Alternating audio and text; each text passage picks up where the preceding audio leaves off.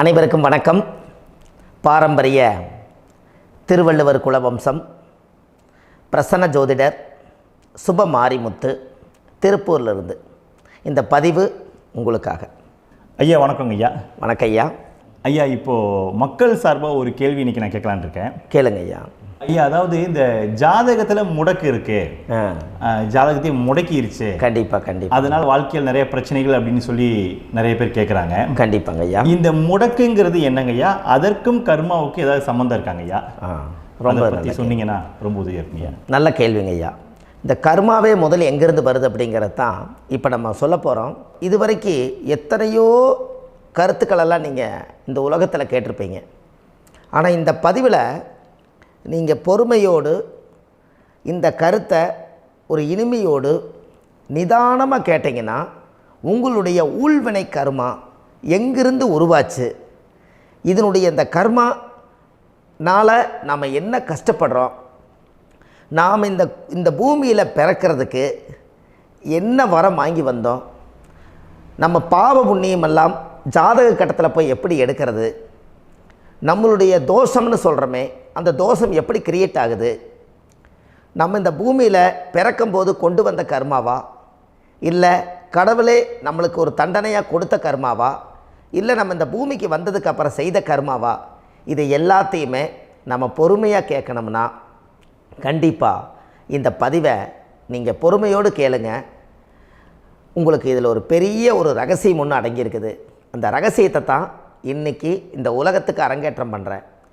இந்த முடக்கு நம்ம ஐயா கேட்டதில் ஒரு அற்புதமான ஒரு விஷயம் என்ன அப்படின்னு கேட்டிங்கன்னா, முடக்குங்கிறது அந்த காலத்தில் பெரிய திறமையை கட்டி போட்டு வச்சுட்டா நம்மனால் அது இயங்க முடியுமா? முடியாது இல்லைங்களா ஐயா? முடியாது. அப்போது அதே மாதிரி ஜாதக கட்டத்தில் நமக்கு வேண்டிய யோகத்தை கடவுளே நம்மளுக்கு நாம் செய்த பாவத்தினால அது முடக்கி வச்சிருச்சுன்னா அந்த பாவகத்தை அந்த ஜாதகர் அனுபவிக்க முடியுமா?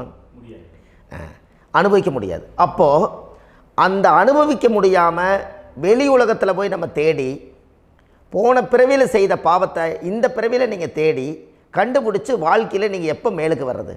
அப்போது அந்த கர்மா 12 ராசி கட்டத்துக்குள்ள 27 நட்சத்திரத்தில் 9 கிரகங்களுக்குள்ள ஒரு பெரிய ஒரு ஆத்துமாத்துமான கர்மா, உங்கள் பூர்வ ஜென்ம கர்மா இதுக்குள்ளே எங்கேயோ ஒரு இடத்துல முடங்கியிருக்குது. இந்த முடக்க மட்டும் உங்கள் ஜாதகத்தில் நீங்கள் கண்டுபிடிச்சிட்டிங்கன்னா ஹைலைட்டாக வாழ்கிறதுக்கு, இந்த உலகத்தில் சுதந்திரமான வாழ்க்கை வாழ்கிறதுக்கு ஒரு மிகப்பெரிய பொக்கிஷம் உங்கள் ஜாதகத்துக்குள்ளேயே இருக்குது.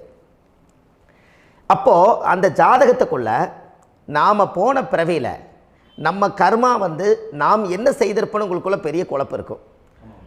என்னங்க ஐயா, நீங்கள் என்ன கர்மா பண்ணிட்டு வந்தீங்க, நாம் போன பிறவியில் நம்ம யாரை ஒரு வதச்சோம், யாரை நம்ம மனசை புண்படுத்தினோம், நம்ம தாத்தாவுக்கு சோறு போட்டோமா, நம்ம பாட்டனுக்கு சோறு போட்டோமா, நம்ம முப்பாட்டனுக்கு சோறு போட்டோமா, நம்ம கொள்ளுப்பாட்டனுக்கு சோறு போட்டோமா, அப்போ நம்ம அப்பாவுக்கு நம்மளை பெற்றவருக்கு நம்ம சாப்பாடு கொடுத்தோமா, இவங்களுக்கெல்லாம் நம்ம சேவை பணிமடைகள் செஞ்சோமா, நம்மளுடைய உறவுகளுக்கெல்லாம் அரவணைச்சு போனோமா, நம்மளுடைய இந்த மாதிரி நாம் இரத்த சம்பந்த உறவுகளை இருந்து தான் இந்த உலகத்துக்கு நம்ம வெளியில் வந்திருப்போம். அப்போது வெளியில் நீங்கள் நிற்கிறீங்க, அப்படியே மேலே போய் பார்த்தீங்கன்னா ஒரு 7 தலைமுறையில் ஒவ்வொருத்தரும் செய்த கர்மாவெல்லாம் நம்ம பிளட்டு ரிலேட்டிவாக இப்போ நீங்கள் கரண்ட்டில் இருக்கிறவங்க கிட்ட தான் டெபாசிட் பண்ணியிருக்கோம். அப்போ இது தெரியாமல் நாம் ஜாதகத்துக்குள்ளே போய் தசாபுத்தி நல்லா தனுங்க இருக்குது, நான் ரொம்ப கஷ்டப்படுறேன், என் ஜாதகத்தில் போய் பார்த்தேன் எல்லா கிரகங்களும் நல்ல வலிமையாக இருக்குன்னு தான் சொன்னாங்க, ஆனால் இன்னும் என்னுடைய கடன் அடையலை, இன்னும் என்னோடய கர்ம தீர்ந்த மாதிரியே தெரியல, எனக்குள்ளே ஒரு தாட்டு என்னமோ நான் ஒரு பின்தங்கின வாழ்க்கையிலே வாழ்ந்துட்டுருக்கேன் அப்படின்னு நீங்கள் சொல்லும்போது, அப்போ இதையெல்லாம் தாண்டி ஒரு கர்மா உங்களுடைய ராசி கட்டத்துக்குள்ளே எங்கேயோ ஒரு பக்கத்தில் ரகசியமாக புதைஞ்சிருக்கு.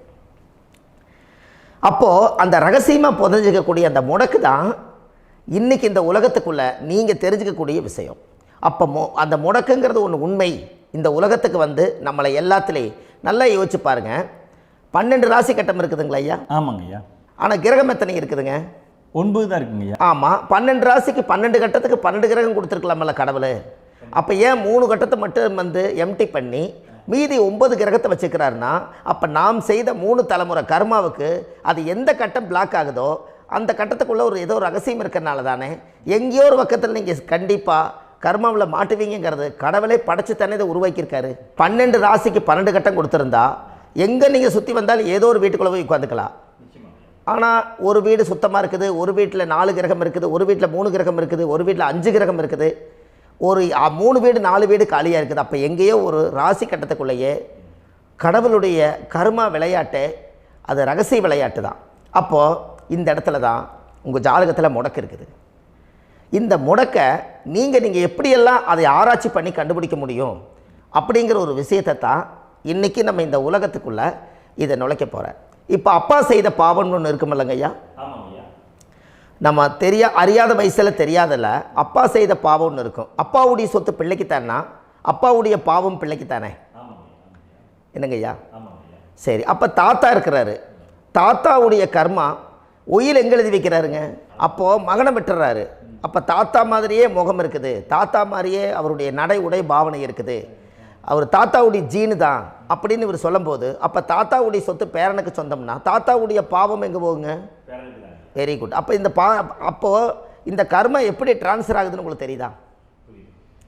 அப்போ நீங்கள் போன பிறவியில் அந்த தாத்தாவுடைய பேரனை நீங்கள் பிறக்கிறதுக்கு கர்மம் உங்களை செயல்பட வச்சுருக்குது. அதனால் நீங்கள் தாத்தாங்கிறீங்க. அதனால் அந்த கௌரவமாக எங்கள் தாத்தா சம்பாரித்த சொத்து நான் தான் அனுபவிக்கணுங்கிற விதியை நீங்கள் உருவாக்கிறீங்க. அப்போது இந்த ஜாதகத்தில் அந்த ஊழ்வினை தோஷந்தான் ஏதோ ஒரு வழியில் உங்களை கர்மாவை செயல்படுத்துது.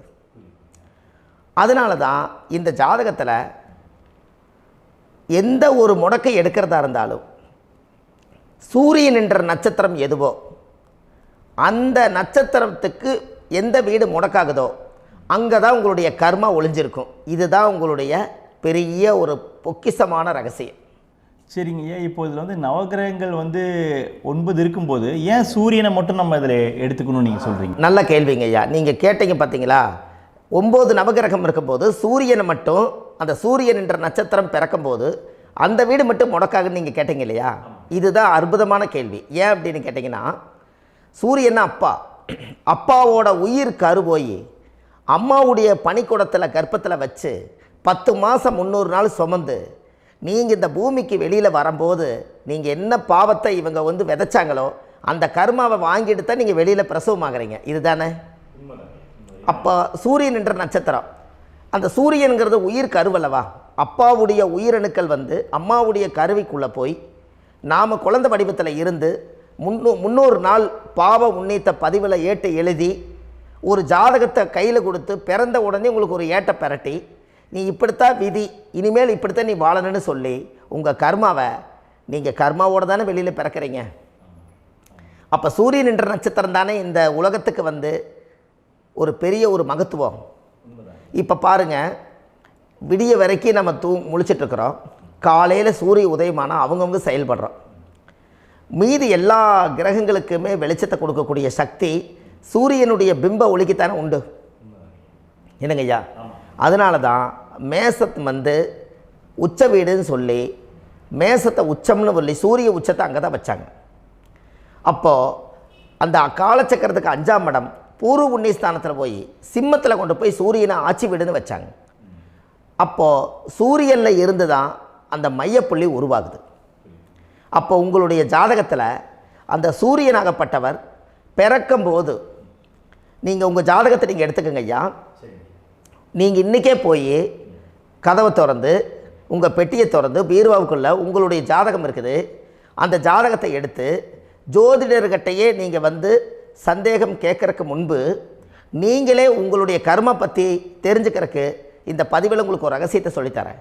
உங்கள் ஜாதகத்தில் இப்போ இது வரைக்கும் ராசி கட்டத்தை நீங்கள் பார்த்துருப்பீங்க, ஆனால் பாதசாரம்னு ஒன்று இருக்கும் இல்லைங்களா? ராசிக்கு பாதசாரம்னு ஒன்று இருக்கும். சூரியன் என்ன நட்சத்திரத்தில் இருக்குது, சந்திரன் என்ன நட்சத்திரத்தில் இருக்குது, செவ்வாய் என்ன நட்சத்திரத்தில் இருக்குது, புதன் என்ன நட்சத்திர காலில் நிற்குது, இதெல்லாமே அந்த சாரம் இல்லாத ஜோதிடம் சோரம் போய்விடும். அதனால் அந்த சாரத்தில் நிற்கிது பார்த்தீங்களா கிரகம், அதில் இப்போ நீங்கள் உங்களுடைய ராசி கட்டத்தை ஓப்பன் பண்ணுங்கள். இதில் ராசி கட்டத்தில் சூரியன் என்ற நட்சத்திரம்னு ஒன்று இருக்கும் இல்லைங்களா? அது எதுவாக வேணாலும் இருந்துட்டு போட்டோம். அந்த நட்சத்திரம் தான் நீங்கள் பிறக்கும்போது தாயுடைய கருவறைக்குள்ள கரு உருவான நட்சத்திரமே அதுதான். புரிஞ்சுங்களா ஐயா? பிறக்கும்போது நீங்கள் அந்த கருவுடைய நட்சத்திரம் அப்பா வந்து கருவை உருவாக்கி கர்மாவை விதைச்சது அந்த சூரியன் என்ற நட்சத்திரம் தான். அந்த வீட்டுக்கு தான் இந்த ராசி கட்டத்தில் உங்களுக்கு முடக்கு உருவாகுது. புரிஞ்சுங்களா ஐயா? அப்போது ஒரு ஜாதகத்தில் சூரியன் என்ற நட்சத்திரம் எதுவோ அதுதான் உங்களுடைய கர்மா நட்சத்திரம். இப்போ நம்ம பிறக்காதுக்கு முன்னாடி அப்பா கட்டத்தில் அந்த கர்மா டெபாசிட் ஆகிருக்கும். அதை ட்ரான்ஸ்ஃபர் எப்படி பண்ணுறாரு? அவருக்கு ஒரு கல்யாணம் வச்சு அவர் குடும்ப வாழ்க்கையில் வாழ்ந்து நம்மளோட உயிர் கருவை கொண்டு போய் ஊராம் பொண்ணை கல்யாணம் பண்ணி பொண்டாட்டின்னு எடுத்துக்கொண்டு அந்த பொண்டாட்டிங்கிற உரிமையாகி இவருடைய உயிர் கரு உருவாகி வாரிசுகள் வெளியில் வருது. அதானங்க ஐயா? அப்போது அந்த சூரியன் என்ற நட்சத்திரம் தான் இந்த உலகத்தில் ஒரு பிரம்மாண்டமான நட்சத்திரம். இந்த நட்சத்திரம் உங்கள் மனசுக்குள்ளே ஏதாவது இருந்துச்சுன்னா உங்கள் வீட்டில் ஏதாவது ஒரு நல்ல விஷயங்கள் நீங்கள் பண்ணுறதா இருந்தால் அந்த கர்மா நட்சத்திரம் சூரியனுடைய நட்சத்திரம் இருக்குது பார்த்தீங்களா, அந்த நட்சத்திரத்தில் எந்த ஒரு சேவைகளும் செய்யக்கூடாது. அதுதான் கர்மா. அதை போய் நீங்கள் ஆக்டிவேட் பண்ணி விட்டீங்கன்னா அது முன்னோர்களை வந்து நீங்கள் வந்து தொந்தரவு பண்ண மாதிரி.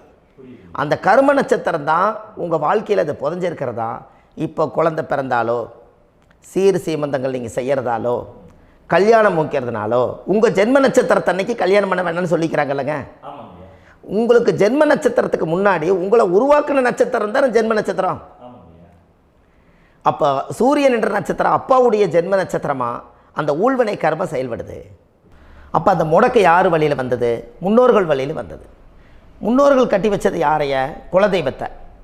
அப்போ அந்த குலதெய்வத்தை போய் சாமிக்கு போய் வீடு வாசல்லாம் வலித்து குலதெய்வத்தை போய் தேங்காய் பழம் பூ மாலை கல்கண்டு வாங்கி அர்ச்சனை பண்ணி ஒரு அன்னதானம் ஒன்று பண்ணிவிட்டு சாமிக்கு பொங்கல் வச்சு நைவேத்தியம் பண்ணிவிட்டு உங்கள் ஜாதகத்தை வச்சு பூஜை பண்ணிவிட்டு வாங்க. அதுக்கப்புறம் தான் உங்கள் கர்மாவை கண்டுபிடிக்கிறதுக்கு வழியே பிறக்கும். குலதெய்வத்தை வணங்காமல் கோவிந்தா கோவிந்தா என்று பல தெய்வத்தை வணங்கினாலும் பலனொன்றும் இல்லைன்னு அந்த காலத்தில் முன்னோர்கள் சொல்லி வச்சுக்கிறாங்களா இல்லைங்களா? அதனால் கண்டிப்பாக அதை கண்டுபிடிச்சி நீங்கள் அதுக்கு ஒரு நைவேத்தியம் பண்ணால் மட்டும்தான் முதல்ல உங்கள் 5ஆம் பாவம் முன்னோர்கள் அது வேலை செய்யும். குலதெய்வ ஆலயத்துக்கு போயிட்டு வாங்க. போயிட்டு வந்துட்டு இந்த கர்மவினை தோஷத்தை நிவர்த்தி பண்ணுறதுக்குண்டான சரியான பரிகாரத்தை நம்ம எடுப்போம்.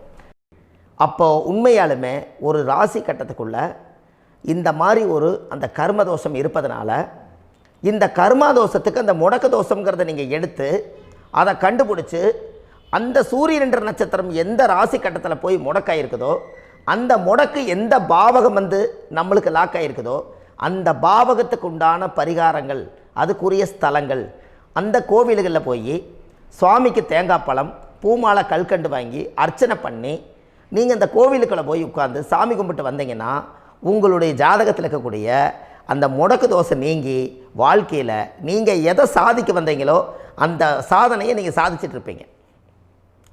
புரிஞ்சுங்களா ஐயா? ஏன் அப்படின்னா அந்த முடக்கு நட்சத்திரத்துக்குள்ளே தான் ஒரு தோஷம் இருக்குது. இப்போ அந்த காலத்தில் பாருங்கள் ஐயா, முன்னோர்கள் எல்லாம் நிறைய பேர் கோவில் கட்டி வச்சுட்டு போயிருக்காங்களா இல்லைங்களா? இந்த கோவில் எதுக்காக கட்டி வச்சுக்கிறாங்கன்னா அவங்க கட்டினவங்களுக்கும் அந்த முடக்கு தோஷம் இருந்திருக்குது. ராஜாக்கள் இருந்திருக்குது, மன்னர்கள் காலத்தில் இருந்திருக்குது, ஜமீன்தார் காலத்தில் இருந்திருக்குது. இப்போ அவங்களுடைய அமைப்புகள் எல்லாமே முன்னோர்கள் என்னமோ அறியாமல் தெரியாத தன்னடக்கம் இல்லாத ஒரு கர்மாவை இவங்க செஞ்சிட்டாலும் அதுக்குரிய பரிகார ஸ்தலங்களை கொண்டு போய் அந்த காலத்திலே ஜாதகம் பார்த்து நம்ம வந்து முன்னோர்களுடைய பாவத்தை நாம் செய்த பாவத்தையும் தீர்த்துட்டு நமக்கு கீழே அடுத்த சந்ததிகள் அடுத்த தலைமுறைகள் வந்தாலும் இந்த கோவில்களுக்கு வந்து விளக்கு போட்டு சாமி கும்பிட்டு இந்த மண்ணை மிதிச்சிட்டு போனால் அன்னையோடு அந்த கர்மா தீருங்கிறது அந்த காலத்திலேயே முடக்க தோஷ பரிகாரத்தை கோவில் வழியில் அந்த காலத்தை திசை திருப்பி வச்சுருக்காங்க. அப்போ நீங்கள் கோவிலுக்கு போகாமல் கண்டிப்பாக இந்த பரிகாரத்தை நீங்கள் உடைக்க முடியாது. ஏன் உடைக்க முடியாதுன்னா இப்போ நீங்கள் எத்தனை வருஷம் வாழ்கிறீங்க ஐயா? 120 வருஷமே வச்சுக்கோங்க. சூரியன் திசை 6 வருஷம், சந்திரன் திசை 10 வருஷம், செவ்வாய் திசை 7 வருஷம், ராகு திசை 18 வருஷம், குரு திசை 16 வருஷம், சனி திசை 19 வருஷம், புதன் திசை 17 வருஷம், கேது திசை 7 வருஷம், சுக்கிரன் திசை 20 வருஷம். இப்போ நான் சொன்ன டோட்டலெல்லாம் கூட்டிங்கன்னா 120 வருஷம் வரும். இது ஒரு மனிதர் பிறந்து பூரண ஆயுளோடு வாழ்ந்தால் இந்த 120 வருஷம் வாழ்ந்தால் அவர் இந்த பூலோக பதவி விட்டு சிவலோக பதவி போயிடுவார். அதுக்கு பேர் தான் பூரண ஆயுள் என்று பொருள். அப்போ இந்த பூரண ஆயுளை வாழ்ந்தவருக்கு 120 வருஷம். கோயில் எத்தனை வருஷம் வாழுதுங்க ஐயா? கோயில் பழங்காலத்து கோயிலெல்லாம் எத்தனை வருஷம் வாழுதுங்க? 12 வருஷத்துக்கு கும்பாபிஷேகம். அது ஓகே, அது பரவாயில்ல. 12 வருஷத்துக்கு ஒருக்கா பழசை புதுப்பிச்சு கும்பாபிஷேகம் பண்ணி மறுபடியும் அதுக்கு பவர் ஊட்டி சக்தி ஊட்டி அதுக்கு உருவேற்றுறாங்க. நான் சொல்கிறது கோயில் 5000 வருஷம் 4000 வருஷம் பெரிய பெரிய சித்தர்கள், மகான்கள், ரிஷிமார்கள், யோகிகள், சித்தர்கள் இவங்களெல்லாம் போய் கோவில்லையே சிவனையும் பெருமாளையும் வழிபாடு பட்டுட்டு கோவில்லையே ஒரு ஓரத்தில் ஜீவசமாதி ஆயிட்டாங்கன்னு பழைய கால கோயிலில் சித்தர்கள் குடியிருக்காங்களா இல்லைங்களா? இருக்காங்கல்லங்க ஐயா. அப்போது நாம் 120 வருஷம் வாழ்கிறோம், கோவில் 5000 வருஷம் வாழுது. எங்கே சக்தி அதிகமாக இருக்குன்னு சொல்லுங்க? கோவிலில் தாங்க ஐயா. கோயில் தான், அதில் ஒன்றும் மாற்றம் இல்லைங்களே. கோயில் தாங்க. அப்போ கோவிலில் தான் அந்த சக்தி இருக்குதுன்னு நீங்கள் சொல்கிறீங்க. அப்போ உங்களுடைய கர்மாவை உடைக்கிறதுக்கு 120 வருஷம் பெருசா 5000 வருஷம் பெருசான்னு சொல்லுங்கள்? 5000 தாங்க. அப்போ 5000 வருஷம் உள்ள அலைகள் எத்தனை அந்த சிவனுக்கு இப்போ ஒரு சிவன் கோயிலே உங்களுக்கு முடக்கு தோஷத்துக்கு ஒரு கோயில் வருதுன்னு வச்சுக்கோங்க. அந்த கோவிலில் எத்தனை முடக்குகளுக்கு உண்டான கோவில்கள், எத்தனை பழங்களை ஊற்றி சாமிக்கு அபிஷேகம் பண்ணியிருப்பாங்க, எத்தனை பால் கூட ஊற்றிருப்பாங்க, பன்னீர், தேன், இளநீ, மஞ்சள் நீர், திருமஞ்சனம், அபிஷேகம், பொங்கல், நைவேத்தியம் இத்தனையும் செஞ்சு அந்த சிவனை சிவனாக பார்த்து அந்த கருவறைக்குள்ள ஒரு கிராணங்கள் வரும்போதும் கூட பாதுகாப்பு பண்ணி வச்சு நல்ல சக்தியோடு அந்த கருவறையை புத்தியோடு அவங்க வேலை செஞ்சு அந்த காலத்தில் வச்சுருக்காங்களா இல்லைங்களா? அப்போது நம்ம வீட்டை அவ்வளோ சுத்தமாக வச்சுருக்க முடியுமா? என்னதான் வாஸ்து இருந்தாலும் முடியாது இல்லைங்களா? அப்போது அவ்வளவு ஒரு பவர்ஃபுல்லான கோவில் அந்த முடக்கு தோஷத்துக்குள்ளே ரகசியமாக அந்த கோயில் அடங்கியிருக்குது. உங்கள் ஜாதகத்துக்குள்ளே உண்மையாலுமே ஊழ்வினை கோயில், கர்மவினை கோயில் அதுக்குள்ளே இருக்குது. அந்த ஜாதகத்தை கணிச்சு பார்த்தா கரெக்டாக உங்களுடைய ஜாதகத்தில் அப்பாவுடைய கருவறையிலேருந்து உயிர் உருவாகிற நேரத்தில் இருந்து இப்போ வரைக்கும் நீங்கள் கரண்ட்டில் வாழ வரைக்கும் அந்த கர்ம கூட வர்றதை ஒரே ஒரு இடத்துல போனால் மட்டும்தான் விட்டுட்டு வர முடியும். அது எந்த வீடு அப்படின்னு கேட்டால் உங்களுக்கு அப்பாவுடைய கர்மா வழியில் போய் அந்த கோவில் பழையகால கோயில், பழையகால தெய்வங்கள், அந்த கோவில் தான் உங்கள் ஜாதகத்துக்குள்ள ரகசியமாக இருக்கும். அது ஏன் இந்த பதிவில் உங்களால் சொல்ல முடியாது அப்படின்னா, இந்த பதிவில் ஏன் உங்க சொல்ல முடியாதுன்னா உங்கள் ஜாதகம் தெரியாமல் என்ன கோயிலை நீங்கள் சொல்லுவீங்க? இப்போ பொதுவாக ஒரு நட்சத்திரத்துக்கு ஏதோ ஒரு கோவிலை அவங்க சொல்லி நீங்கள் போயிட்டு வர்றீங்கன்னு வச்சுக்கோங்க. ஆனால் அது வேலை செய்யலைன்னா நம்மளுக்கு என்னங்க இவ்வளோ கஷ்டப்பட்டு போய் அதை பலனடையிலேன்னு கேள்வி கேட்டக்கூடாது. உங்கள் ஜாதகத்தை நீங்கள் கொண்டாங்க, உங்கள் டேட் ஆஃப் பர்த் டயத்தை போட்டு ஜாதகத்தை கணிச்சு நீங்கள் சூரியன் என்ற நட்சத்திரத்துக்கு உங்களுடைய கர்மவினை கோவில் யார், உங்களுடைய முடக்கு யார், ஊழ்வனை தோஷத்துக்கு உண்டானவர் யார், தாய் வழி கர்மா யார், தந்தை வழி கர்மா எது, நீங்கள் பிறக்கும்போது வந்த கர்மா என்ன, இது எல்லாம் கணிக்காமல் பொதுவாக ஒரு கோயிலில் போய் நீங்கள் பாட்டுக்கு சாமி கும்பிட்டு வந்தால் பலன் எப்படி கிடைக்கும்? கண்டிப்பாக கிடைக்காதுங்க ஐயா. என்னங்க ஐயா? அது தெரிஞ்சு பண்ணாதான் சரியா? ஒரு டாக்டர்கிட்ட போகிறீங்க, என்னை அப்படியே ஸ்கேன் பண்ணி ஒரே ஒரு மாத்திரை கொடுங்கன்னு கேட்டால் டாக்டர் கொடுப்பாருங்களா? அவர் என்ன பிரச்சனை இருக்குதோ அதை முதல்ல கண்டுபிடிச்சி ஸ்கேன் பண்ணி பார்த்து ரிப்போர்ட் எடுத்து அது மூலியமாக தான் கொஞ்சம் எடுத்து ஐயா உங்களுக்கு இந்த பிரச்சனை, இதுக்கு தீர்வுக்கு இதுக்குண்டான மெடிசன், இது இப்படித்தான் சாப்பிடணும்னு அது முறையாக சொல்லி அந்த உயிர் வாழ வைக்கிறாரு டாக்டர். அவர் ஒரு தெய்வ வடிவத்தில். கரெக்டுங்களா ஐயா? அப்போ உங்களோட கர்மா எங்கே செயல்படுது அப்படின்னா, இந்த முடக்க நீங்கள் இந்த பதிவில் தெரிஞ்சுக்கங்க. அதுக்குரிய நட்சத்திரம் என்னன்னு தெரிஞ்சு வச்சுங்க. உங்கள் ஜாதகத்தில் சூரியன் என்ற நட்சத்திரத்தை எடுத்துக்கங்க. அந்த வீட்டுக்கு முடக்க இந்த பதிவில் எந்த வீடு லாக் ஆகிருக்குதுங்கிறத நான் உங்களுக்கு இந்த வீட்டில் சொல்கிறேன். அந்த வீட்டு நீங்கள் பாருங்கள், உங்களுடைய லக்கணத்துக்கு அது எந்த வீடு. இப்போ லக்கணத்துக்கு ஒரு 7வது வீடுன்னே வச்சுக்கோங்க. அப்போ லக்கணத்துக்கு 7வது வீடே முடக்கு. அப்படி ஒரு முடக்கு ஆகிப்போச்சுன்னா ஒரு ஜாதகத்தில் லக்கணம் தான் 1, 7ஆம் இடம்ங்கிறது மனைவி ஸ்தானம். ஒரு ஆணுடைய ஜாதகத்துக்கு 7ஆம் இடம் தான் மனைவி. அவருக்கு நல்ல மனைவி அமையாமல் ஆடம்பரம் இருந்தும் வீடு அரண்மனை மாதிரி இருந்தும் அந்த மனைவியை ஒரு சந்தோஷமாக அவர் அனுபவிக்க முடியாது. புரிஞ்சுங்களா ஐயா? சந்தோஷமாக அனுபவிக்க முடியாது. ஏன் அப்படி? 7ஆம் இடத்துல தான் அவரோட கர்மா உட்கார்ந்துருக்குது. கரெக்டாக சொன்னீங்க. 7ஆம் இடத்துல தான் அந்த கர்மா உட்கார்ந்துருக்குது. அப்போ அந்த 7ஆம் இடத்துல இருக்கக்கூடிய அந்த கர்மா போன பிறவியில் நீ மனைவிக்கு சோறு போடாமல் மனைவியை கட்டி வச்சு அடிக்கிறதும், மனைவியை துன்புறுத்துறதும், அந்த மனைவி இருக்கவே இன்னொரு வாழ்க்கைக்குள்ளே போகிறதும், இங்கே வாழ வேண்டிய தாம்பத்திய சந்தோஷத்தை கொண்டு போய் இன்னொரு இடத்துல கொடுக்கறதும், தெரிஞ்சிருந்தே நம்மளுடைய மனசுக்குள்ளே திருடுத்தனமாக வாழ்கிறதும், இது எல்லா கர்மாவும் போன பிறவியில் நாம் செய்த ஊழ்வினை கர்மா தான் உங்கள் ஜாதகத்தில் 7ஆம் இடம் முடக்கு. அப்போ அந்த 7ஆம் இடம் முடக்கா இருந்துச்சுன்னா கண்டிப்பாக உங்கள் ஜாதகத்தில் நீங்கள் என்ன அனுபவிச்சிட முடியும்? நல்ல நண்பர்கள் கிடைக்க மாட்டாங்க, நல்ல ஒரு பார்ட்னர்ஷிப் அமையாது, நல்ல ஒரு நட்பு வட்டங்களில் எதையும் அனுபவிக்க விடாது, ஒரு அங்கீகாரமான உறவுகளில் போய் நம்ம ஸ்ட்ராங்காக நிற்க முடியாது. 7ஆம் இடம் என்பது தாம்பத்திய வாழ்க்கை, பூர்த்தி இல்லாத வாழ்க்கையாக இருக்கும். இப்படியெல்லாம் அந்த ஜாதகத்தில் ஒரு பொதுவாக ஒரு ஜாதகத்தில் 7ஆம் பாவம் முடக்காயிட்டால் இந்த கர்மாவை அவர் அனுபவிச்சுக்கிட்டே இருப்பார். இது எப்போத்தான் அதுக்கு ஒரு தீர்வு வேணுங்கய்யா? அந்த கோயில் எதுன்னு நீங்கள் கரெக்டாக சொன்னீங்க. இப்போ இது மனிதனால் செயல்படுது. மனிதர்கள் தான் கோயிலை கட்டி வச்சாங்க. தெய்வத்தை விட ஒரு காலத்தில் மனிதர்களுக்கு மகிமை ஜாஸ்தி. ஏன்னா சாதாரண ஒரு மண் பூமியாக இருந்த இடத்த மனிதர்கள் தான் கோயில் கட்டி ஒரு மகிமைப்படுத்தி புண்ணியம் பண்ணி வச்சாங்க. மனிதர்களுக்கு சக்தி அதிகம்தான், ஆனால் பிரபஞ்சத்துக்கு அதை விட சக்தி அதிகம் அல்லவா? ஐயா, நீங்கள் கோவிலுக்கு போய் அந்த கர்மா உடைக்கிறதுக்கு கோவிலில் சக்தி இருக்குது, ரைட்டு.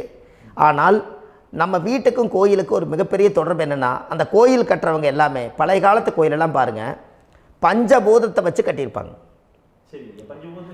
பஞ்சபூதத்தை வச்சு தான் கட்டுவாங்க கோயில். அது உங்களுக்கு தெரியணும் இல்லைங்களா? பஞ்சபூதம்னா நீர், நெருப்பு, காற்று, பூமி, ஆகாயம்.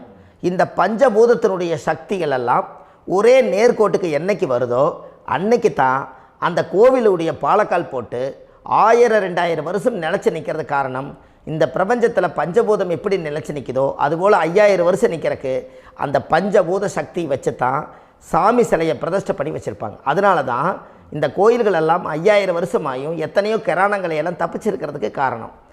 அப்பேற்பட்ட புண்ணிய ஸ்தலம் உங்களுக்கு எதுன்னு தெரியணும் அல்லவா? என்னங்க ஐயா? அப்பேற்பட்ட புண்ணிய ஸ்தலம் உங்களுக்கு எதுன்னு தெரிஞ்சால் தானே நீங்கள் போய் செய்ய முடியும், இல்லாட்டி கண்டிப்பாக தெரியாது. அப்போ இந்த முடக்கு தோஷத்தை கடவுள்கிட்ட கொண்டு போய் ஒப்படைக்கணும். நாம் பிறக்கும் போது கொண்டு வந்த கர்மாவை நாம் இருக்கும் காலத்தில் கொண்டு போய் இந்த கர்மாவை சுத்தப்படுத்தி, நீங்கள் பாவ ஆத்மாவை இந்த பூமியில் பிறந்து பூலோகத்தில் எல்லா புண்ணியத்தையும் செஞ்சுட்டு இந்த பூலோகத்தை விட்டு நீங்கள் போகும்போது புனித ஆத்மாவாக போகணுன்னா உங்கள் கர்மாவை கொண்டுட்டு போகாதீங்க, கர்மாவை நிவர்த்தி செய்யுங்க. என்னங்க ஐயா? அப்போ கர்மாவை சுத்தப்படுத்துங்க. கர்மாவை சுத்தப்படுத்திட்டு உங்களுக்கு பிறக்கிற குழந்தைகளுக்கு அந்த கர்மாவை டிரான்ஸ்ஃபர் பண்ணாமல் உங்களோட நில் பண்ணுங்க. ஒரு உதாரணம் சொல்லட்டுங்களா ஐயா? ஒரு காந்தம் ஒன்று இருக்குது இல்லைங்களா? ஒரு காந்தம்ங்கிறது ஒரு தாத்தாவாக வச்சுக்கோங்க. ஒரு இரும்பை கொண்டு போய் வச்சா ஒட்டு மோட்டாதா? அப்போ ஒட்டுனோடனே காந்தம்ங்கிறது தாத்தா, அவருக்கு பிறந்த வாரிசுக்கு அந்த கர்ம டிரான்ஸ்ஃபர் ஆயிருமா? சரி, இன்னொரு இரும்பை கொண்டு போய் வைங்க, ஒட்டு மோட்டாதா? அப்போ அது பேரனுக்கு வைங்க, பேரனுக்கு வந்துருச்சு அந்த கர்மா. இன்னொரு இரும்பை கொண்டு போய் வைங்க, அந்த காந்தத்துக்கு நேர் இன்னொன்று வைங்க, ஒட்டு மோட்டாதா? அப்போ அதை கொண்டு போய் நம்ம கொள்ளு பேரனுக்கு வைங்க. இப்படியே டிரான்ஸ்ஃபர் ஆகி தலைமுறையாக இந்த கர்மா தொடர்ந்துக்கிட்டே இருக்குது. இந்த இடத்துல கொண்டு போய் காந்தத்துக்கு இரும்பு ஒட்டிகிட்டே இருக்குதுல்ல, இந்த இடத்துல ஒரு மரக்கட்டை செஞ்சு கொண்டு போய் கரெக்டாக வச்சுக்கினே போட்டுமா? அந்த மரக்கட்டையை கொண்டு போய் வைக்கிறவர் யார்? மரக்கட்டை வச்சுட்டு அடுத்த வாரிசு புனிதமாக பிறந்துட்டு அந்த மேலே இருக்கிற கர்மாலாம் இந்த அடுத்த இதுக்கு வராதில்ல. இதுதாங்க ஐயா கர்மா. தொடர்ந்து வரக்கூடிய கர்மாவை அதை நில் பண்ணணுங்கிறதுக்கு பேர் தான் இந்த உதாரணத்தை சொன்னவங்களுக்கு.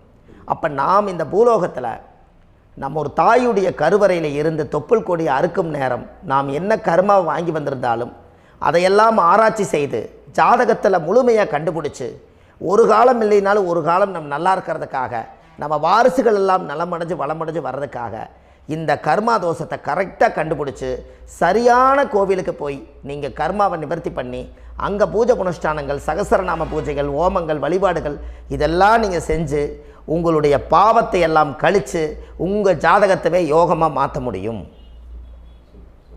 கண்டிப்பாக மாற்ற முடியும். ஏன்னா நம்ம யாரை நம்பி செய்கிறோம்? சரியான கடவுள்கிட்ட வழிகாமிக்க போகிறோம். அப்போ கடவுள் பொய்யாயிருவாரா? ஐயா நம்ம அதாவது அந்த காலத்தை சொல்லுவாங்க, சத்தியுள்ள சாமி கும்பிட்டு புத்தி உள்ள உள்ளே பெக்கணும்னு சொன்னாங்க. 16 வதபதன்னு பெக்கலை, எல்லாம் அறிவோடு பெற்றாங்க. அதனால் எல்லாமே தாய் தந்தைகள் பேச்சை கேட்டாங்க. அன்றைக்கி எல்லாருமே தாய் தந்தைகளுக்கு தூணாக நின்னாங்க. அப்போ அந்த காலத்தில் சத்தியுள்ள சாமி கும்பிட்டு புத்தி உள்ள உள்ளே பெக்கணும்னு சொல்லி அன்றைக்கி அறிவோடு பெற்று இந்த கர்மாவை ஆளுக்கு ஒரு கர்மாவை டிரான்ஸ்ஃபரை பிரித்து எல்லாரும் சுத்தப்படுத்தினாங்க. இன்றைக்கி நம்ம ஒரு குழந்தை 2 குழந்தை பெற்று வச்சுருக்கோம். அவங்களுக்கே இவ்வளவு கர்மா வந்துருச்சுன்னா இந்த குழந்தைகளுக்கு என்னைக்கு இந்த கர்மாவை போய் கண்டுபிடிச்சி நீங்கள் எப்போ சரி பண்ணுவீங்கன்னு. அப்போ இந்த வாழ்க்கையில் ஏதோ ஒரு பிரபஞ்ச சக்தி நம்மளை அறியாமல் என்னமோ ஒரு இயக்கத்தில் கொண்டு போய் விட்டுருச்சுங்களா? அப்போ இனிமேலாவது இந்த கர்மாவில் இருந்து கண்டிப்பாக நம்ம நிவர்த்தி ஆகணும்னு சொன்னால் இந்த முடக்கு தோஷத்தை யாரெல்லாம் கண்டுபிடிச்சி இந்த ஊழ்வினை கர்மாவில் இருந்து நாம் கருவறையில் சுமக்கும் போது 10 மாதம் நீங்களாம் என்னென்ன நினச்சிருப்பீங்க? அதாவது கருவறைக்குள்ள கருப்பாக ஒரு பிண்டம் இடப்பக்கம் கிடக்கையில் இந்த பூமிக்கு வரும்போது நீங்கள் என்னென்ன நினச்சிருப்பீங்க? இந்த பிறந்ததுக்கு அப்புறம் வந்து தான் அம்மா தெரியுது, அப்பா தெரியுது, தாத்தா தெரியுது, பாட்டி தெரியுது, இந்த உலகத்தில் கண்கொள்ளாத காட்சிகள் எல்லாம் தெரியுது, எல்லாம் தெரியுது. ஆனால் 10 மாதம் உங்கள் வாழ்க்கையில் நீங்கள் இருக்கும்போது நீங்கள் என்னென்னலாம் நினச்சி இந்த பதிவில் இறைவன் கொடுத்தாரோ அதையெல்லாம் அனுபவிக்கத்தான் வந்தீங்க. அதுக்கு இடையில இருக்கிறதான கர்மா. இந்த ஒரு விஷயம் உங்களுக்கு கிடச்சிருச்சுன்னா நீங்கள் எல்லாருமே ராஜயோகமாக பிழைப்பீங்கள்ல. இதில் ஏழை பணக்கார யாரையுமே சொல்ல வரல. அவங்க பிறக்கும்போது புண்ணியத்தை பொறுத்து தான் போன ஜென்மத்தில் நம்ம என்ன புண்ணியங்கள் பண்ணி வச்சோமோ அந்த புண்ணியத்தில் இன்றைக்கி நல்லா வாழ்கிறாங்க. ஒருத்தர் கேட்டார், என் ஜாதகத்தில்ங்க எங்கூட படித்தவர் இடம் வாங்கிட்டார், வீடு வாசல் கட்டிட்டார், தொழில் பண்ணிட்டார், நல்லா இருக்கார், ஆனால் நான் இன்னும் அப்படியே தான் இருக்கிறேங்கன்னு ஒருத்தர் கேட்டார். அதுக்கு ஒரு கருத்து என்னென்னா, டேட் ஆஃப் பர்த் ஒன்று தான், டைம் ஒன்று தானே வச்சுக்கோங்க. அவங்க அப்பா செஞ்ச புண்ணியம் வேறு, நீங்கள் செஞ்ச பாவங்கள் வேறு. அவர் செஞ்ச புண்ணியத்தினால அவருக்கு எல்லாமே முன்னாடி கிடைக்கிது. நீ கர்மாவெல்லாம் கழிச்சிட்டினா பின்னாடி கிடைக்க போகுது. இதில் மற்றவங்களை பற்றி வேற்றுமையாக நினைக்கிறதுல எந்த ஒரு இதுவுமே இல்லை. அப்போ ஒருத்தர் பார்த்து ஒருத்தர் வாழ வேண்டாம். உங்களுடைய சுய அறிவை வச்சு இந்த பூலோகத்தில் இந்த பூமியில் நீங்கள் 4 தெரிஞ்சு நல்ல விதமாக கற்றுக்கிட்டு இந்த உலகத்தில் சிறப்பாக வாழ கற்றுக்குங்க. அதுக்கு அந்த ஊழ்வினை தோஷத்தை கண்டுபிடிங்க. உங்களுக்குன்னு ஒரு முடக்கு இருக்குதுங்கிறத இன்றைக்கி நீங்கள் எழுதி வைங்க. அதை எப்படியாவது கண்டுபிடிங்க, அதை தேடுங்க. ஒரு முறை நீங்கள் ஜாதகத்தை கொண்டு வாங்க. அந்த ஜாதகத்தை கொண்டு வந்து உங்கள் பாவகத்தில் எத்தனாம் பாவம் முடக்காயிருக்குதுன்னு பாருங்கள். அந்த பாவகம் முடக்காயிருச்சுன்னா உங்கள் வாழ்க்கையில் அதிலிருந்து உங்களால் வெளியில் வரவே முடியாது, கண்டிப்பாக வர முடியாது. அதை நீங்கள் கண்டுபிடிச்சா மட்டும்தான் நீங்கள் மேலே வர முடியும். ஏன்னா நிறைய பரிகாரங்கள், பூஜைகள், யாகங்கள், ஓமங்கள் எல்லாம் செய்து வச்சும் கூட அந்த கர்மவினைக்கு உண்டான கோவிலுக்கு போய் அந்த 5000 வருஷ பழமை வாய்ந்த தெய்வத்துக்கிட்ட போய் நீங்கள் முறையிட்டு விளக்கு போட்டு உங்கள் கர்மத்தை எல்லாம் நான் நீ தான் தீர்த்து கொடுக்கணும்னு சொல்லி நம்பிக்கையோடு நீங்கள் போய் அந்த சரணாகதி அடையிறீங்க பாருங்கள், அங்கே தான் உங்கள் கர்மாவை எடுத்து விடுறாரு. அப்போ இந்த ரகசியம் உங்களுக்கு வேணுமல்லவா? அப்போ உங்கள் ஜாதகத்தில் எங்கே முடங்கி அதுக்குரிய கோவில்கள் எல்லாம் என்ன, அதுக்கு தான பரிகாரம் என்ன, அதுக்கு நீர் பரிகாரம் என்ன, யாத்திரை பரிகாரங்கள் என்ன, நீங்கள் வீட்டில் இருந்தே செயல்படுத்தக்கூடிய பரிகாரங்கள் என்ன, பரிகாரம் கோவிலுக்கு போய்த்தான் நடக்குமா, இல்லை நாம் வீட்டில் வச்சு வணங்குறதுனால நடக்குமா, நாம் செய்யக்கூடிய தர்ம பரிகாரங்கள் என்ன, தான பரிகாரங்கள் என்ன, இப்படி பல விதமாக இருக்கிறனால உங்கள் ஜாதகத்துக்கு எந்த மாதிரி பரிகாரம் கனெக்ட் ஆகுதுங்கிறது தெரியணும். இது தெரியாமல் கண்டிப்பாக உங்களால் செயல்படுத்துறது ரொம்ப கஷ்டம்.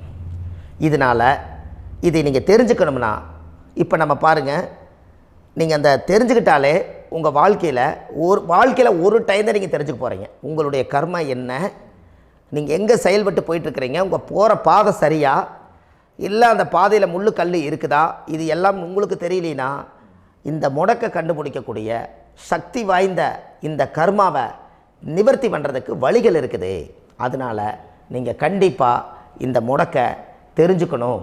இந்த முடக்கு ராசினா என்ன உண்மையாலுமே உங்கள் வாழ்க்கையில் நீங்கள் தெரிஞ்சு இனிமேல் உங்கள் வாழ்க்கையில் இதுவரையிலும் கர்மாவுக்குள்ளேயே கஷ்டப்பட்டீங்க, வழி தெரியாமல் கண்ணை கட்டி காட்டில் விட்ட மாதிரி இருந்தீங்க. இனி அப்படி இருக்க வேண்டாம். உங்கள் ஜாதகத்தில் 12 ராசி கட்டத்தில் 9 கிரகம் போகும், மீனி 3 கிரகம், 3 கட்டம் உங்களுக்கு எங்கேயோ ஒரு பக்கத்தில் 3 கட்டம் எம்டியாக தான் இருக்கும். கரெக்டுங்களா? அது இல்லாமல் ஒரு ஜாதகம் பிறக்காது. ஏன்னா 9 கிரகத்துக்கு 9 கணக்கு போட்டால் 3 கட்டம் எம்டியாக தான் நிற்குது. அந்த கட்டத்துக்குள்ளே எந்த நட்சத்திரத்தில், எந்த சாரத்தில், எத்தனாவது டிகிரியில், எத்தனாவது பாதசாரத்தில், எத்தனை வெகுளையில், எத்தனை செகண்டுக்குள்ளே இந்த கர்மா உள்ளே புகுந்து உங்களை செயல்படுத்துதுங்கிறத கண்டிப்பாக உங்கள் ஜாதகத்தை கொடுங்க. பார்த்து இந்த விஷயத்தை சொல்கிறேன், நீங்கள் அந்த இடத்துக்கு போய் நிவர்த்தி பண்ணிவிட்டு உங்கள் வாழ்க்கையில் கொஞ்சம் காலம் வாழ போகிறீங்க. பாருங்கள், பிறந்ததுலேருந்து 20 வருஷத்துக்குள்ளே இளமையாக வாழ்கிறீங்க, குழந்தையாக வாழ்கிறீங்க. 20லேருந்து 40 வயசுக்குள்ளே தான் உங்களுக்கு ஒரு பொண்ணை பார்த்து கல்யாணம் பண்ணி ஒரு கரு உருவாக்குறீங்க. அதுக்கப்புறம் 40லேருந்து 60க்குள்ளே குழந்தை பெற்று கடமை முடிச்சிடுறீங்க. 60 வயசுக்கு மேலே ரிட்டையர்ட் ஆகிடுறீங்க. இந்த 20க்கும் 60க்கும் இல்லாத 20லேருந்து இந்த 40 வயசுக்குள்ளே உங்களோட தேடல் என்னவோ அது வாழ வேண்டிய சுகபோகமான வாழ்க்கை எல்லாமே அந்த 40க்குள்ளே தான் இருக்குது. இந்த 40க்குள்ளே இருக்கக்கூடிய வாழ்க்கையை இந்த கர்மா தெரியாமல் காலத்தை வீணாக்க வேண்டாம். வாழ வேண்டிய வயசில் நீங்கள் வாழணும். அதுக்குரிய கர்மாவை நீங்கள் சுத்தப்படுத்துங்க. எப்படியெல்லாம் நீங்கள் சந்தோஷமாக வாழ்கிறீங்கன்னு எனக்கு ஒரு தகவல் கொடுங்க. வேறு லெவலில் நீங்கள் இருப்பீங்க. கண்டிப்பாக இந்த பதிவில் உங்களுக்கு நான் இந்த விஷயத்தை கொடுக்க போகிறேன். இந்த முடக்கு நட்சத்திரங்கள் என்ன அப்படிங்கிறத இந்த பதிவில் நீங்கள் ஒரு நோட் ஒன்று எடுத்துக்கோங்க, குறித்து வச்சுக்கோங்க.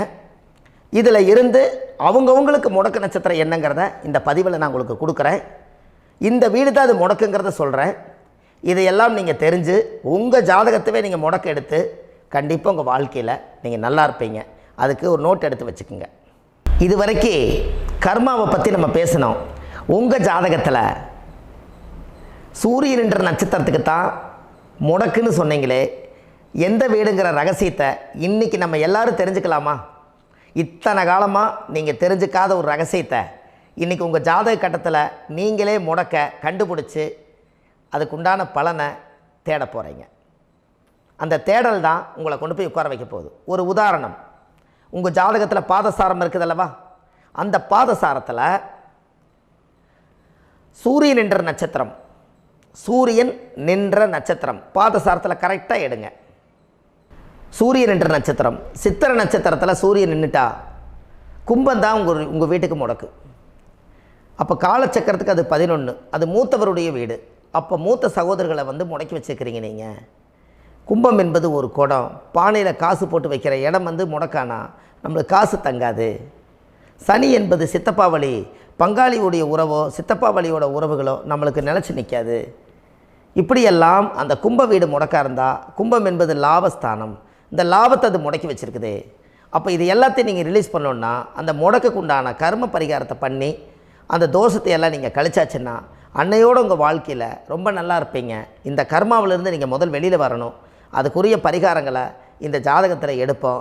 முதல் இதுக்குண்டான வேலையை நம்ம செய்வோம். சித்திரை நட்சத்திரத்தை இது வரைக்கும் நீங்கள் பார்த்துக்கிட்டு இருந்தீங்க. அடுத்தது சுவாதி நட்சத்திரத்தை பற்றி அடுத்த பதிவில் நம்ம பார்ப்போம். நம்ம ஆன்லைன்லேயே ஜாதகம் பார்க்குறோம்.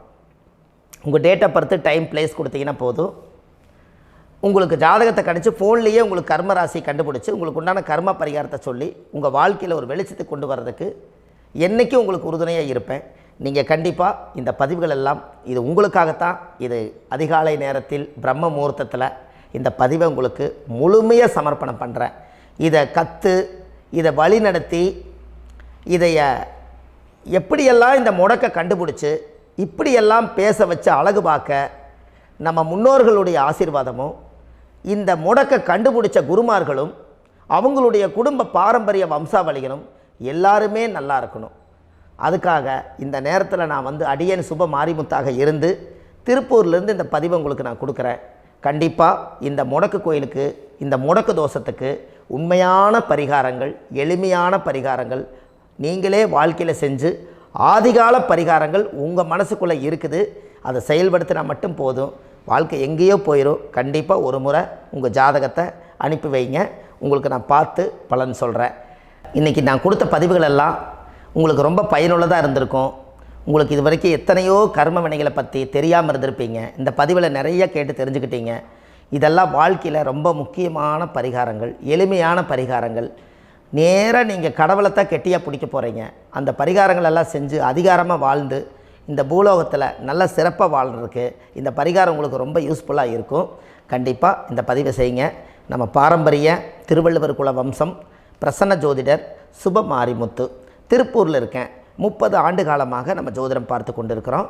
இவ்வளவு காலமாக எத்தனையோ ஆயிரக்கணக்கான மக்களுக்கு நம்ம ஜோதிடம் பார்த்து வழிகாட்டி நிறையா மக்களுக்கு நிறைய சேவைகள் செஞ்சுருக்கேன். நிறைய கோயில் கட்டி வச்சுருக்கேன், கும்பாபிஷேகங்கள் பண்ணி வச்சுருக்கேன், அன்னதானங்கள் நிறையா பண்ணி வச்சுருக்கேன், புண்ணிய யாத்திரைகள் நிறைய போய் வந்திருக்கேன்.